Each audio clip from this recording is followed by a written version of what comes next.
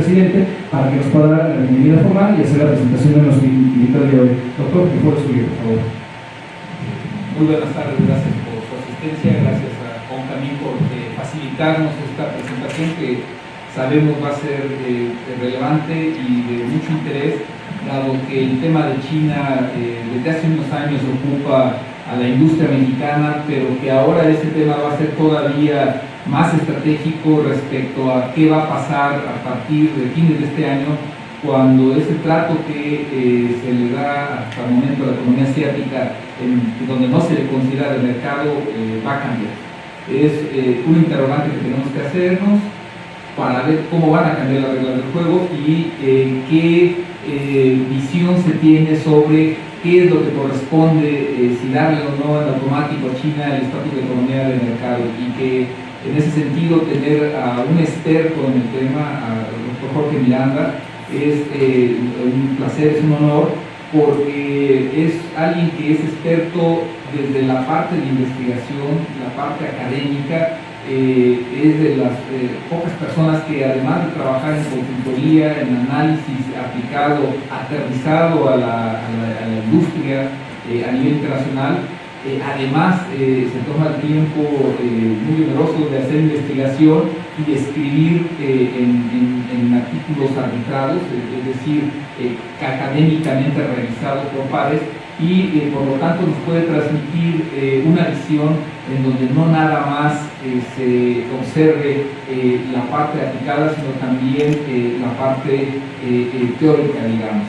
Pues en ese sentido es un placer presentar a Jorge Miranda, un economista con más de 20 años de experiencia, que ha estado trabajando en temas desde la Organización Mundial del Comercio, de GATT, y en donde ha dirigido cursos para la Organización Mundial del Comercio, en donde ha participado como ponente en diversas universidades como Georgetown University, como la Universidad de Dartmouth College, la Universidad de Ottawa, la Universidad de Ginebra, el ITAM, y en ese sentido tiene la capacidad académica para practicarnos de este tema. Tiene publicaciones en las revistas internacionales sobre ese tema más prestigiadas, y él es coautor, para sintetizar todo eso, es coautor del Handbook of Anti-Dumping Investigations, que es publicado por Cambridge University Press y the World Trade Organization. Es nada más un elemento que nos permite ver el expertise que tiene el doctor Jorge Miranda. Y sin más, para darle el paso, la palabra a Jorge, y muchas gracias por estar con nosotros.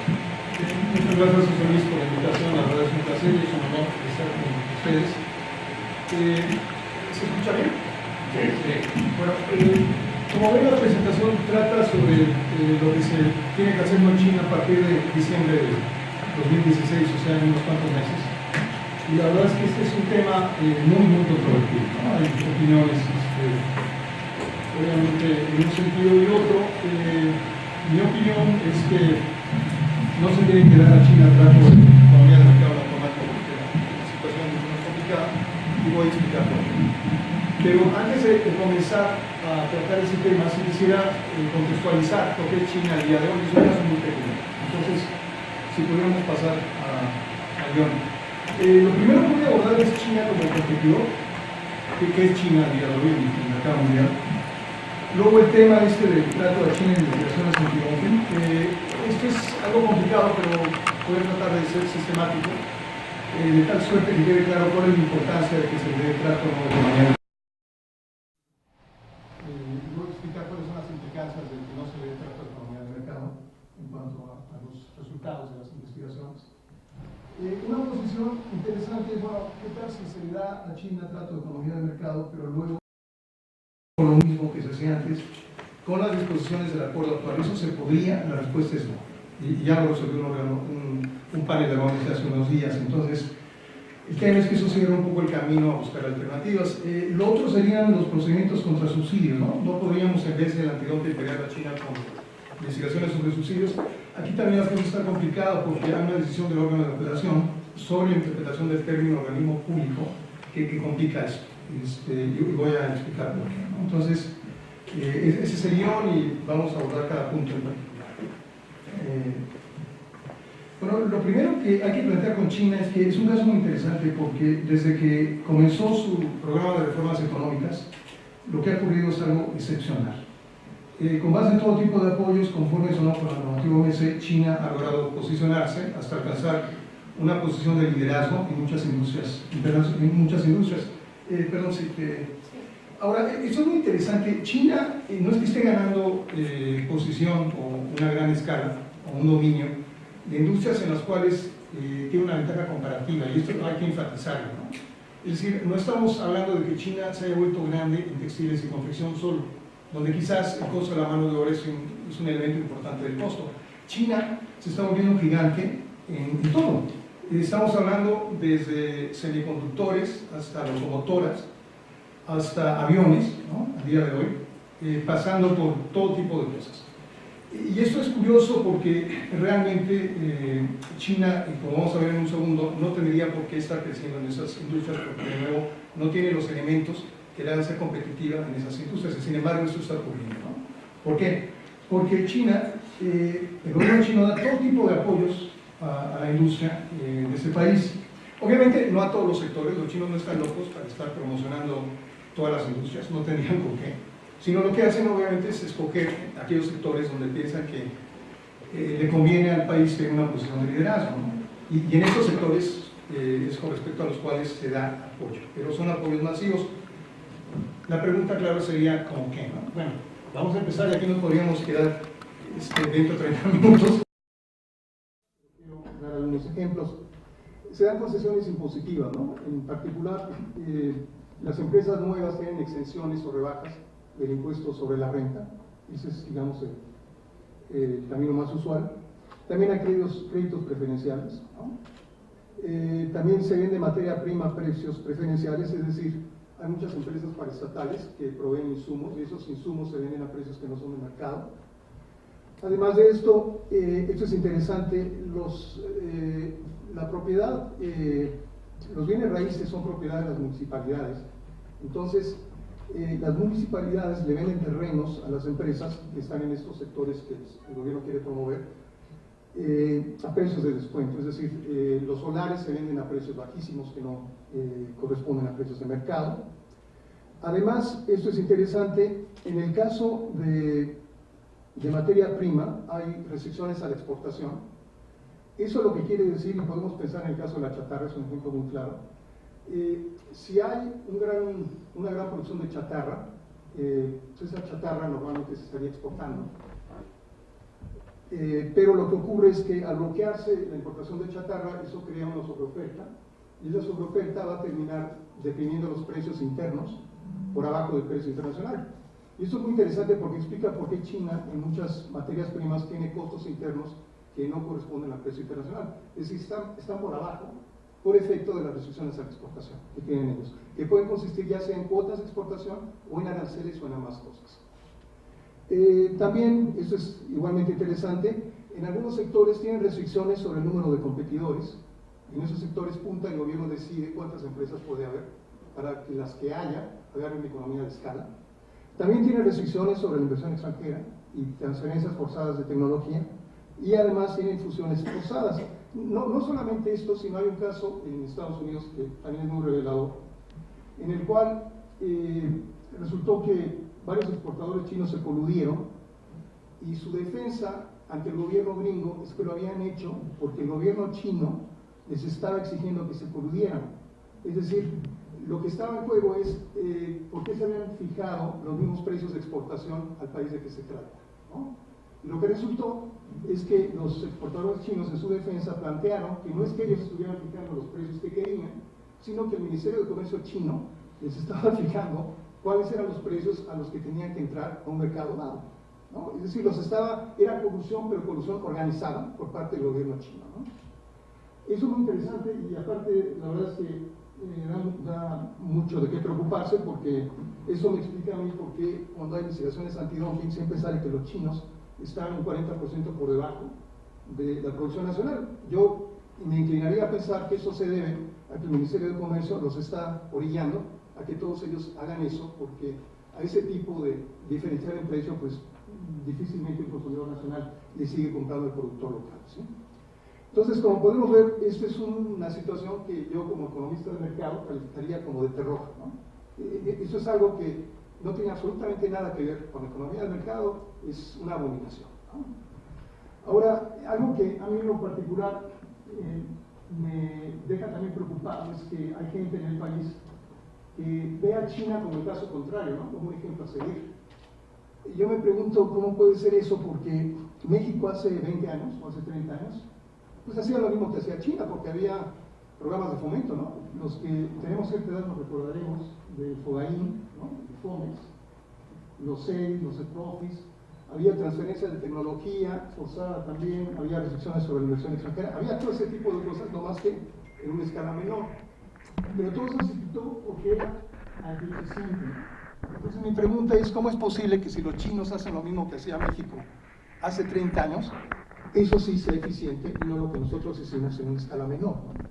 Entonces, de nuevo, para mí esto, y lo digo como economista, es una abominación de lo que, de cómo se debe conducir una economía normalmente, pero el caso es que a China le ha funcionado, ¿no?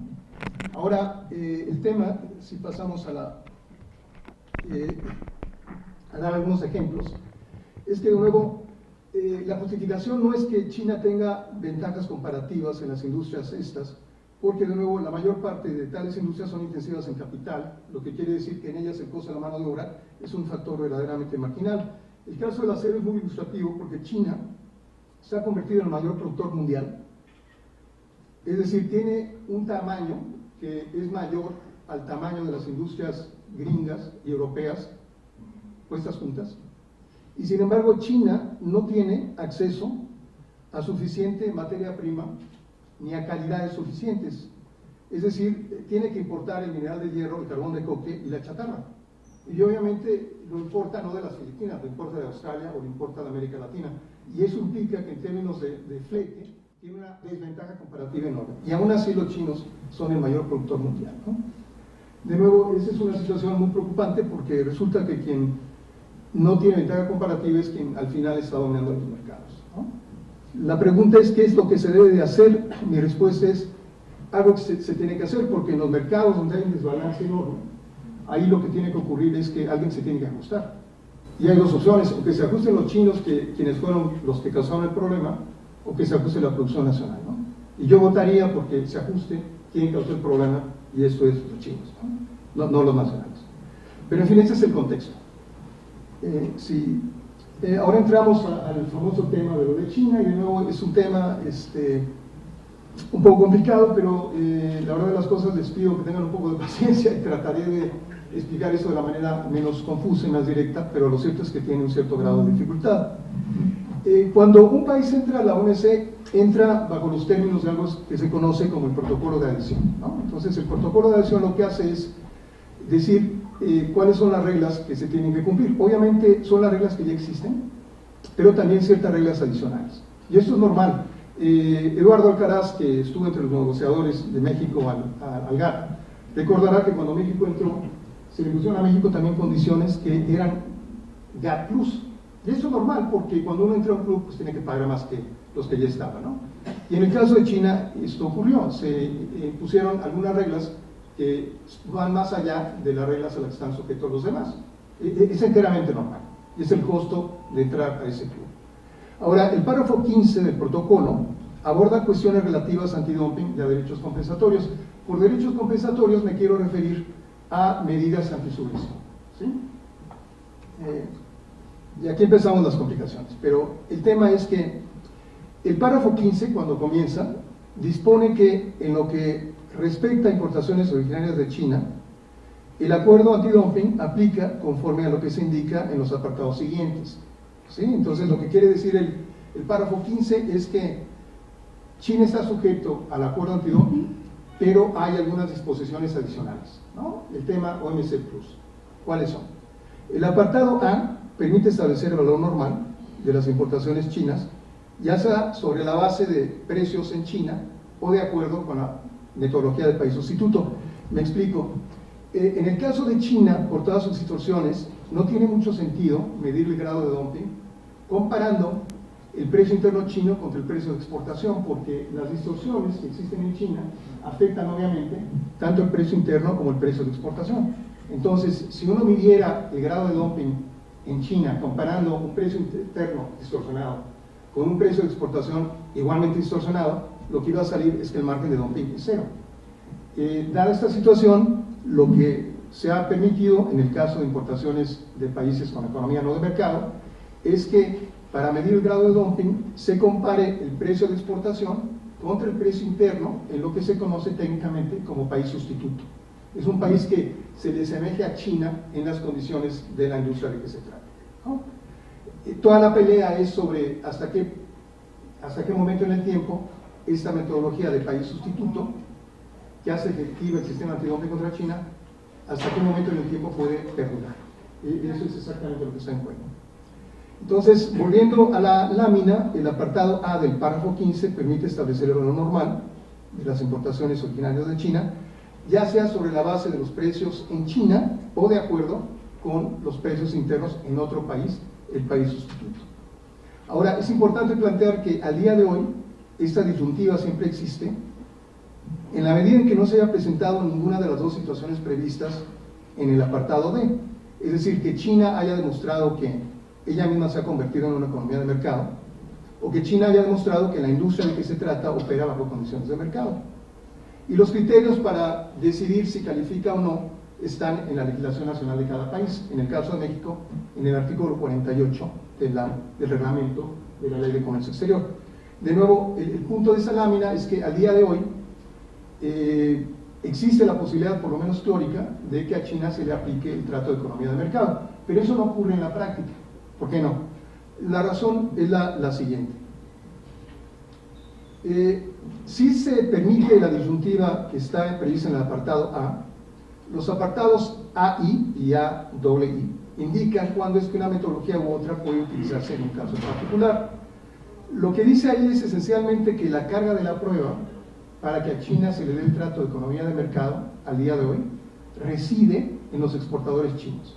Entonces, siendo permisible una u otra metodología, si los exportadores chinos quieren que se les aplique la economía, el trato normal, es decir, que el valor normal sea su propio precio, ellos tienen que probar que la industria de que se trate ya opera bajo condiciones de mercado. La carga de la prueba reside en ellos. Ese es esencialmente el punto que está planteado en la lámina. Ahora, ¿qué pasa a partir de diciembre del 2016? Si pudieras, la próxima lámina, por favor. La segunda oración del apartado D indica que las disposiciones del apartado AII expirarán una vez transcurridos 15 años desde la fecha de la adhesión. ¿Cuándo entró China a la OMC? Entró en el 2001, en particular el 11 de diciembre del 2001. Si ustedes añaden 15 años, se encuentran en que el 11 de diciembre del 2016 tiene que expirar las disposiciones del apartado AII. La gran controversia que está generando un debate tremebundo es si eso quiere decir que en diciembre del 2016 la metodología de país sustituto deja de ser válida, o si más bien lo que ocurre es que a partir de esa fecha ya no se puede recurrir a esa metodología de país sustituto por el solo hecho de que los exportadores chinos no desahogaron su carga de la prueba, de demostrar que la industria de que se trata ya opera bajo condiciones de economía de mercado, ¿no? Esa es la discusión, si se muere la metodología de país sustituto per se, o si se muere solamente la forma más fácil de entrar a esa metodología. China obviamente está empujando la primera interpretación, ¿no? Lo cual es obvio, ¿qué otra cosa iban a hacer? Aquí, sin embargo, el punto es que si uno examina todo lo que dice el párrafo 15, la conclusión a la que llega uno es la conclusión completamente opuesta. Si le pudieras... la que sigue, por favor. ¿Por qué? Porque la segunda oración del apartado D no está extinguiendo el apartado A, que es la disposición que permite escoger entre una metodología y otra. En las disputas OMC, cuando se pelea uno sobre la interpretación de una disposición, se aborda no solamente el significado ordinario, sino también el contexto, ¿no? Es decir, qué es lo que quieren decir las disposiciones contiguas a la disposición que está en litigio, y si uno recurre a esa forma de interpretación, llega a la conclusión que en cuestiones contextuales tampoco es válido el argumento, por cuestiones contextuales, de que lo que se muere es la metodología per se. ¿Por qué lo digo? Porque la primera y tercera oraciones del apartado D hablan de la extinción de la metodología del país sustituto, y sin embargo, al hacer esto se refieren al apartado A, que no es el que está expirando. La tercera oración del apartado C caracteriza inclusive al apartado A como el que contiene las disposiciones sobre país sustituto. En fin, a lo que voy, sin querer aburrirlos, es que si uno examina lo que dice el párrafo 15, la conclusión a la que llega es que lo que se está muriendo no es la metodología de país sustituto per se, sino el que uno puede entrar a esa metodología simple y sencillamente porque los exportadores chinos no mostraron que ya era una economía de mercado. Eso es lo que se está extinguiendo. Pero de nuevo, al final del día, esto ha generado un debate terrible. Yo tengo dos papers sobre el particular. Un segundo paper está apareciendo ahora en un journal. Obviamente, si a alguien le interesa seguir eso en detalle, les proporcionamos las referencias, inclusive copias. Pero hay cerca de 20 papers al día de hoy sobre esto, y como ya se imaginarán, el debate es intenso. Yo tengo varios amigos que están en una posición opuesta. Yo creo que después de lo que nos dijimos ya no somos tan amigos, pero es normal, ¿no? El caso es que mi posición es que de nuevo no se está extinguiendo la metodología de país sustituto, se extingue la forma en que se entraba esa metodología en el pasado. Eso es lo que está cambiando. Pero lo cierto es que tiene que haber un cambio, porque de nuevo uno no podría argumentar, irse al otro extremo y decir que tampoco cambió nada. Eso no tendría sentido, ¿sí? Si pasamos a la próxima lámina. Hay otras razones también que nos llevan a la misma conclusión. Solo interpreta la segunda oración del apartado D en el sentido que se extingue la metodología del país sustituto, se dejaría sin efectos al apartado A, al apartado I, en fin. A lo que quiero llegar es que hay otras razones también por las cuales uno llega a la misma conclusión. Esto eventualmente va a terminar en un panel, es lo más seguro, que tomará lugar en un par de años, pero el caso es que, de nuevo, si uno examina esto, la conclusión a la que llega es que no se está muriendo la metodología del país sustituto, sino la forma más fácil de entrar a esto. Si pasamos a la próxima lámina. Conclusión de esta sección: desde un punto de vista técnico, el argumento de que la metodología del país sustituto se extingue con respecto a las importaciones de origen chino en diciembre de 2016 no tiene ni pies ni cabeza. Ahora, aquí hay algo que también es muy preocupante, porque hay un antecedente sobre esta situación. En los años 90, el gobierno de México le aplicó una serie de medidas antidumping a los productos chinos, y esas medidas perduraron durante muchísimo tiempo, ¿no? Pero se extinguieron hace varios años. Estas medidas se llamaron medidas de transición, ¿no? Algo muy curioso es que todo esto tenía que ver con que cuando China entró a la OMC, en el protocolo había una reserva que México logró sobre estas medidas, pero lo que decía la reserva era que China no podía impugnar en la OMC esas medidas, sino hasta pasados 12 años de la adhesión de China a la OMC. De nuevo, eso es lo que decía el protocolo de adhesión en la reserva, ¿no? China entra a la OMC, pero no puede impugnar esas medidas, sino hasta una vez que pasen ciertos años, ¿sí? Sin embargo, el gobierno de México interpretó esa disposición como la obligación de retirar las medidas una vez que se cumplía esa fecha, lo cual son dos cosas completamente distintas, ¿no? Una cosa es que China no las pudiera impugnar, y otra cosa es que México las tuviera que quitar. Y si ustedes ven el resolutivo donde México quita las medidas, la Secretaría argumenta que esto es un cumplimiento de una obligación de quitarlas, lo cual textualmente no tenía ni pie ni cabeza tampoco. Y lo digo como gente que trabaja en el campo, que tiene libros y que tiene artículos, ¿no? Esa conclusión del gobierno de México que se tenían que quitar las medidas de transición porque había un compromiso, eso no tiene ni pie ni cabeza, se quitó por una consideración interna, quizá muy válida, pero lo que no está bien, creo yo, es arroparse de consideraciones jurídicas para tratar de justificar medidas de carácter interno, ¿no?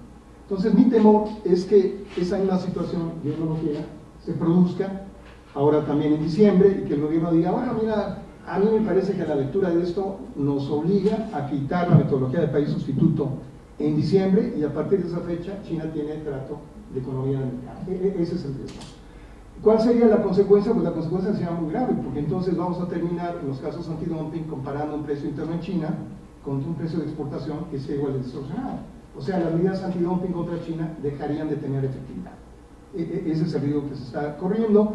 Y en mi opinión, de nuevo, pues aquí hay que tener un marcaje muy corto contra la Secretaría, no por otra cosa, sino porque, de nuevo, técnicamente hablando, el argumento de que en diciembre del 2016 la metodología de país sustituto se extingue, eso no tiene ni pies ni cabeza, es algo que no tiene fundamento alguno, pero de nuevo no se vaya a dar una situación en la cual por una decisión política interna se llega a la conclusión de que pues, creo que sí dice lo que no dice, ¿no? Ese es el tema. Pero lo que es igualmente cierto es que a partir de esa fecha se tiene que hacer algo, porque uno no puede irse al otro extremo y decir, bueno, es que el protocolo realmente ahí no dice nada, eso también va en contra de las reglas de interpretación en la OMC. Todas las disposiciones tienen una razón de ser, ¿no? Y tienen que tener un resultado. ¿Cuál sería ese resultado? Lo que queda claro a mis ojos es que a partir de esa fecha ya no puede recurrirse a la metodología de país sustituto por default. Es decir, porque los chinos no hicieron su chamba. ¿Esto qué implicaría? En mi opinión, lo que implica es que de esa fecha en adelante, quien quiera que la Secretaría aplique la metodología de país sustituto, asume la carga de la prueba. Es decir, tiene que probar que la industria que ellos están targeting, en su caso antidumping, esa industria en particular sigue operando bajo condiciones de economía no de mercado. Lo cual tiene sentido porque lo que quiere decir es, en otras palabras, le aplicas a China lo que corresponde, ¿no? Dependiendo de cómo está la industria que está siendo objeto del caso. ¿Esto qué quiere decir? Obviamente que va a haber sectores que a partir de diciembre del 2016 no van a pasar la prueba de esas distorsiones. Porque de nuevo, no es que China, y en eso sí quiero ser muy claro, no es que China esté subsidiando, interviniendo todos los sectores, eso no ocurre porque obviamente los chinos no están locos para hacer un esquema de apoyo a todo, no tendrían con qué financiar. Pero lo cierto es que en otros sectores continúan esos apoyos, seguirán dándose, de tal suerte que en esos sectores, si uno quisiera como solicitante que se aplicara la metodología del país sustituto, entonces se tendría que probar en la solicitud que esa metodología sigue siendo idónea porque en esa industria siguen perdurando las condiciones de economía no de mercado. ¿Con qué criterios se llegaría a esta decisión? Bueno, con los criterios que están en el 48 del reglamento. ¿Cómo qué? Bueno, esto es interesante. Un criterio fundamental es que el sector no esté sujeto en cuanto a decisiones de inversión, por ejemplo, o de precios a decisiones del Estado, ¿no? ¿Qué quiere decir esto? Que todos los sectores donde hay un plan de desarrollo quinquenal tendrían esa situación, porque en los planes de desarrollo quinquenal el gobierno chino le dice a las industrias cuánto es lo que tienen que crecer y les asigna metas. Entonces, los sectores que estén cubiertos por estos planes de desarrollo obviamente seguirán sin cumplir este criterio de libertad en cuanto a decisiones de inversión y de fijar precios, y son sectores que, hasta donde yo puedo ver, seguirían calificando como aquellos idóneos para la aplicación de la metodología del país sustituto. Pero habría otros muchos sectores donde esta situación no se va a dar, ¿no? ¿Cuáles serían esos? No lo sé, pero lo que tengo claro es que los chinos de nuevo tampoco están interviniendo en todos. Entonces, en algunas industrias me parece obvio que a partir de diciembre del 2016 no se va a poder probar que la metodología del país sustituto es idónea y se va a tener que conferir el trato de economía de mercado, lo cual quiere decir que va a estar difícil encontrar dumping en esas industrias. Y ni modo, porque lo cierto es que si bien la obligación que tiene México no es el de abandonar la metodología de país sustituto en sí, de nuevo sí que se tiene que hacer algo para entrar en cumplimiento, ¿no? No se podría argumentar que en realidad no se tiene que hacer nada. Esa es una posición extrema que me parece también injustificada. Ahora, pasando a otro tema, esto es interesante. Hay quien argumenta, bueno, la cosa tampoco es tan grave porque no podríamos hacer un poco lo mismo al día de hoy, digamos, decir que no vamos a tomar los costos en China que nos van a dar cuando estemos en una investigación antidumping, alegando que no reflejan los costos realmente incurridos, ¿no? Por ejemplo, hay un caso ya en la OMC donde, como ustedes saben, Argentina ya no lo hace porque acaba de cambiar gobierno y el gobierno ya quitó un montón de medidas, pero tenía restricciones sobre la exportación de materia prima agrícola, en particular sobre oleaginosas, ¿no? Entonces, lo que eso generaba, como decíamos hace un momento, es que como había tanta materia prima, los precios internos estaban por debajo del precio internacional, ¿no? Porque tanta materia prima, bueno, se tenía que quedar en el mercado local y para que se absorbiera, los precios internos tenían que ser muy bajos y eso los jalaba por debajo del nivel internacional. Entonces, al final del día, quien fabricara biodiesel, por ejemplo en Argentina, podía comprar la materia prima por debajo del precio internacional y eso les daba una ventaja comparativa, ¿no? Eso es más o menos lo que se ha planteado como alternativa a la metodología del país sustituto. Vamos a seguir haciendo lo mismo, pero aduciendo que el costo que tiene China, por ejemplo, de la electricidad, no corresponde al costo internacional de la electricidad. Y vamos a aducir que el costo que tiene China en materia prima no corresponde al costo internacional, pero no por la metodología del país sustituto, sino bajo las disposiciones comunes, ¿no? Bueno, el caso es que esto ya cayó en la OMC, el informe del panel de biodiesel ya salió, y lo que resultó fue que, como esperaban muchos, la OMC dictaminó que el acuerdo antidumping y las disposiciones ordinarias no permiten ese tipo de ajustes. Es decir, no se puede decir, y ahora voy a calcular el costo de los argentinos tomando la referencia internacional, porque eso no tiene ninguna base textual en el acuerdo antidumping. Entonces, eso como alternativa ya no funciona. Obviamente ese caso se va a pelear también en el órgano de apelación.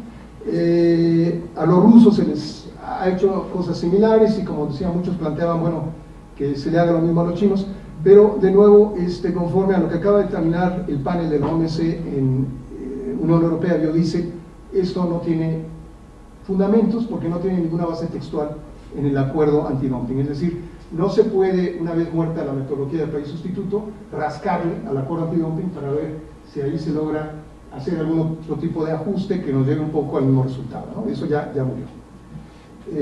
Luego, otra posibilidad sería, bueno, ok, ¿qué tal si dejamos en paz al antidumping? Y lo que hacemos es meternos al tema de las investigaciones sobre subsidios y atacamos todas las prácticas de subsidios chinos, no a través de una medida antidumping, sino a través de una medida precisamente contra las subvenciones. Bueno, aquí hay un problema también bastante grave, y la razón es la siguiente, y también tengo que entrar un poquito a la escatología de las reglas, pero es inevitable. La normatividad OMC, cuando habla de subsidios que vienen del gobierno o que vienen de organismos públicos, ¿no?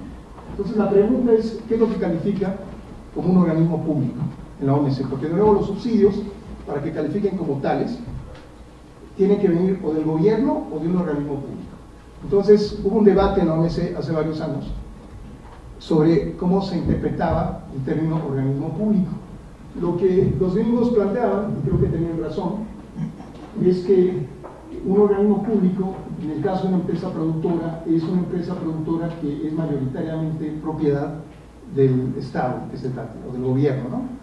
O sea, el calificativo de organismo público, en el caso de una empresa productora, devenía de que estuviera bajo el control accionario del gobierno, porque obviamente si el gobierno la controlaba, esa empresa tenía que actuar en concordancia con las políticas económicas del gobierno, ¿no? Porque el gobierno no iba a tener la propiedad de una empresa nomás porque sí. Obviamente, si tenía la propiedad de una empresa, esa empresa tenía que seguir las normativas de política económica del gobierno, ¿no?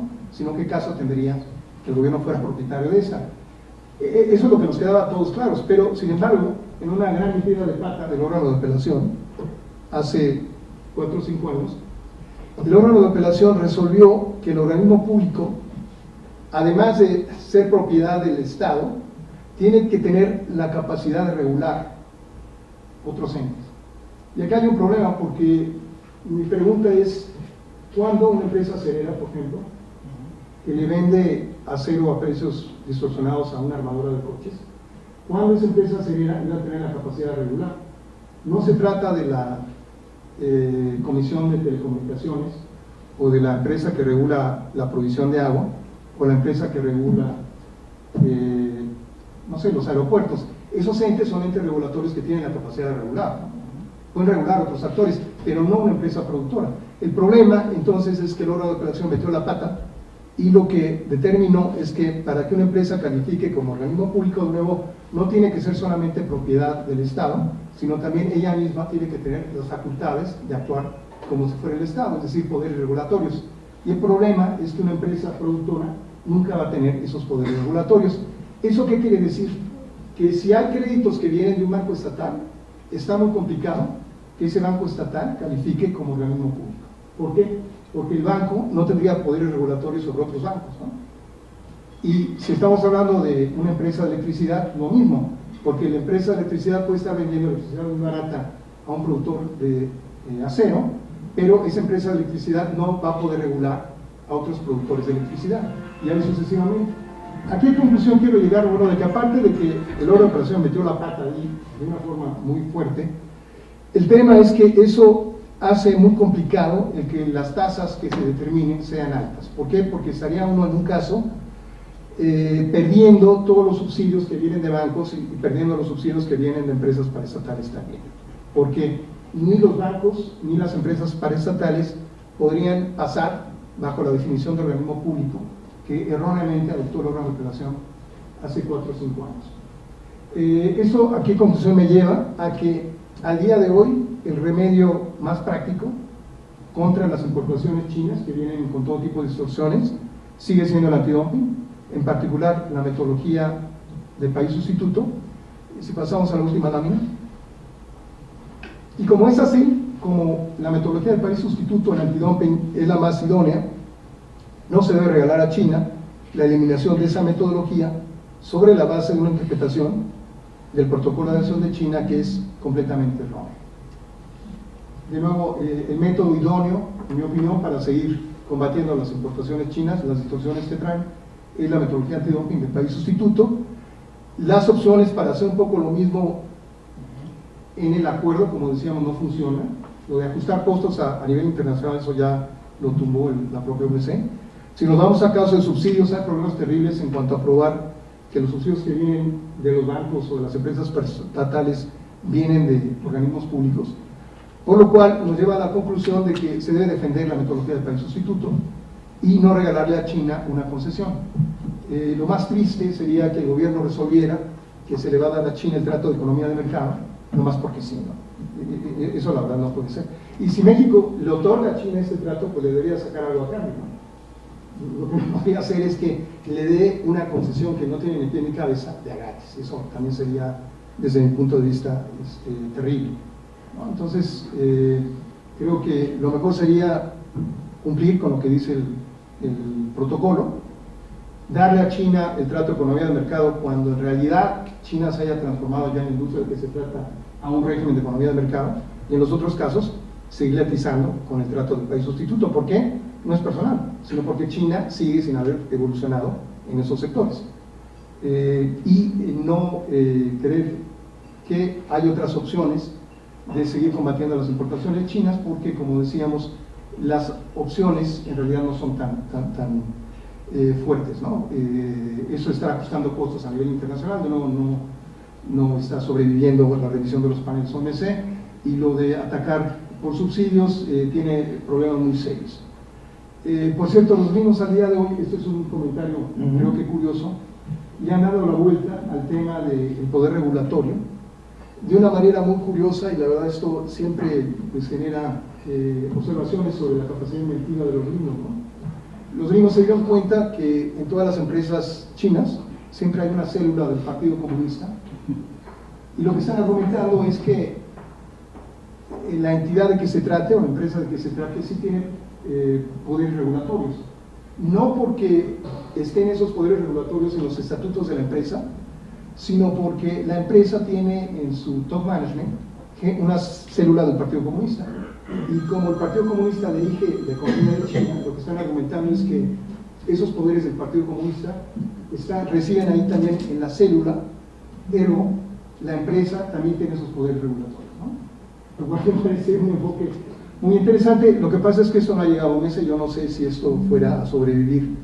una revisión por parte de la OMC, pero como ven, la cuestión es complicada, no es fácil. Ahora, ¿por qué metió la pata el órgano de apelación? Yo no lo sé. Yo esperaría que en algún momento el órgano de apelación, que es la instancia revisora de lo que hacen los paneles, se dé cuenta que me dio la pata y que diga, bueno, en realidad eso no fue lo que quise decir. En fin, espero que en algún momento maticen el lenguaje, pero lo cierto es que fue una gran metida de pata. Bueno, en fin, con esto quisiera concluir. Espero que no haya sido demasiado breve, demasiado extenso. Es un tema complicado, pero lo cierto es que el gobierno de México ya tiene que adoptar una posición muy próximamente. Si ustedes me preguntaran, bueno, en concreto, ¿qué es lo que tendría que hacer la Secretaría? Mi posición es que lo que tendría que hacer la Secretaría para entrar en cumplimiento es que en el formulario para solicitantes tendría que decir a partir de diciembre de este año que quien quiera determinar el valor normal de las importaciones originales de China sobre la base del país sustituto, tiene que demostrar que esa metodología es idónea, mediante un estudio del sector de que se trata. Eso sería en concreto lo que tendría que hacer la Secretaría. Y hay algunas empresas que van a poder cumplir ese umbral, hay otras que no. Pero lo que no puede hacer la Secretaría es no hacer nada, porque como decíamos, eso generaría un problema, dándole pie a China para una impugnación. Pero lo cierto es que a partir de diciembre sí se tiene que hacer algo. Creo que el propósito o mi intención con esta presentación, más que nada, es difundir que algo se tiene que hacer, porque lo que sería muy triste es que se llegara a diciembre de 2016 y la Secretaría, desafortunadamente, pues hiciera madruguete y sucediera lo mismo que sucedió con las medidas de transición, y que se quiten bajo una interpretación que no tiene ni pie ni cabeza. Creo que debe haber un debate y que pues la Secretaría tomará la decisión que ellos usen pertinente, pero espero que sea en el medio de un debate, no en el medio de un madruguete. Eso sería realmente lamentable. Correcto, doctor. Pues gracias.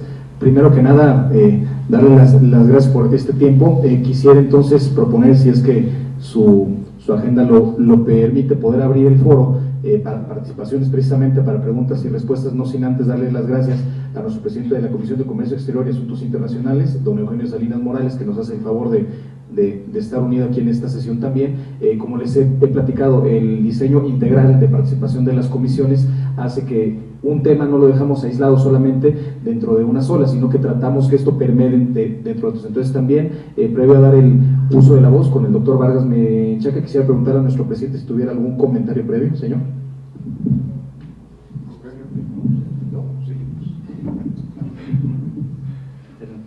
Qué amable, muchísimas gracias.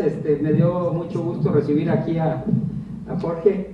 Debo de confesarles, tengo un correíto aquí de un buen amigo y me dice, ¿lo conoces? Que dicen que es muy bueno.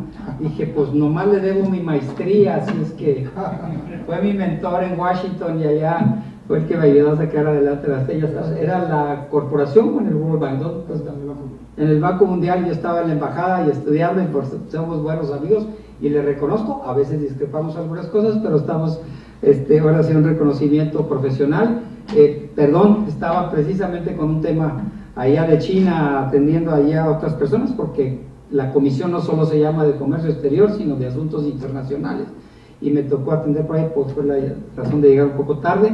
Algo de esto ya lo conozco, lo veo, creo que es un tema muy importante y sobre todo, y me gustó como lo propuso al último Jorge, lo peor sería no hacer algo o proponer algo. Entonces yo creo que esa es la oportunidad con los que aquí estamos. Veo una serie de caras, el tema es denso, también en la parte técnica, pero creo que estamos aquí entre puros expertos que al menos el vocabulario lo conocemos, y bueno, si ahora hay la oportunidad de presentar o que nos aclare o cada quien hacer su posición, yo tendría luego unos comentarios ya que entremos en lo del tema, pero como un preámbulo y una, ahora sí que apertura. Gracias, Jorge, de estar con nosotros en Concamín, y mi mayor reconocimiento de veras, somos muy bien beneficiados de tu conocimiento y de estar por acá y de conocer tus posiciones. De no ser así, quisiera pedirle entonces al doctor José Luis de la Cruz que pudiera darnos un cierre para nuestra sesión del día de hoy, señor. Bueno, pues Muchas gracias, Jorge, por la charla, la excelente charla, la disposición de tu tiempo para poder compartir algunas reflexiones importantes para nuestro sector industrial en un elemento en donde, bien lo menciona, ¿no? La mayoría de las investigaciones en Estados Unidos, la Unión Europea, en la propia América Latina, lo que muestran es de que si un país se enfrenta a un desafío frente a la competencia industrial de China es México, y que al final del día las resoluciones que están por tomarse en unos meses pueden llegar a modificar mucho el funcionamiento de nuestra actividad industrial, de nuestra actividad de manufacturas, no nada más para la exportación, también para la propia producción interna, y que en ese sentido la ruta que nos has planteado, bien se mencionaba hace un momento, puede ser uno de los mecanismos, una de las rutas críticas que México siga para evaluar qué alternativas tenemos frente a un hecho que se va a dar en unos cuantos meses. Te agradecemos la claridad de tu exposición, muchas gracias y gracias a todos por su asistencia.